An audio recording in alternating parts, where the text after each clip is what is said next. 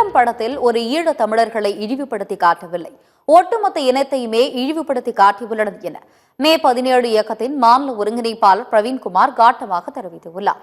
விஜய் தேவரகொண்டா நடிப்பில் கடந்த ஜூலை 31ஆம் தேதி திரைக்கு வந்த கிங்டம் திரைப்படத்திற்கு தமிழகத்தில் எதிர்ப்பு கிளம்பியுள்ளது. இப்படத்தில் இலங்கை தமிழர்களை இழிவுபடுத்தும் வகையில் காட்சிகள் இடம்பெற்றுள்ளதால் கண்டனம் வலுத்துள்ளது.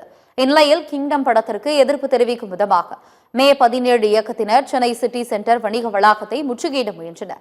அவர்களில் சுமார் 50க்கும் மேற்பட்டோர் கைது செய்யப்பட்டனர். இதற்கு முன் செய்தியாளர்களை சந்தித்த மே 17 இயக்கத்தின் ஒருங்கிணைப்பாளர் பிரவீன்குமார், சென்சார் போர்டு ஏன் ஒருதலைபட்சமாக செயல்படுகிறது என்றும், இந்த படத்திற்கு தடை விதிக்கவில்லை என்றால் இனி தமிழ்நாட்டில் விஜய் தேவரகொண்டாவின் எந்த திரைப்படமும் வெளியாகாது என தெரிவித்தார். மிக முக்கியமாக ஏதோ ஓர் ஈழத்தமிழரை எதிராக காட்டவில்லை. ஒட்டுமொத்த ஈழத்தமிழரும் கடத்தல்ல ஈடுபடுறாங்க.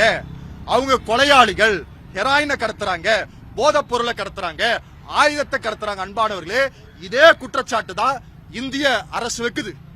அங்க இலங்கை கப்பல் படையும் இதே குற்றச்சாட்டு வச்சுதான் இன்னைக்கு வரைக்கும் ராமேஸ்வரத்தில் துப்பாக்கி சூடு நடந்து கொண்டிருக்கிறது. 800 மீனவர்கள் கொலை செய்யப்பட்டிருக்கிறார்கள்.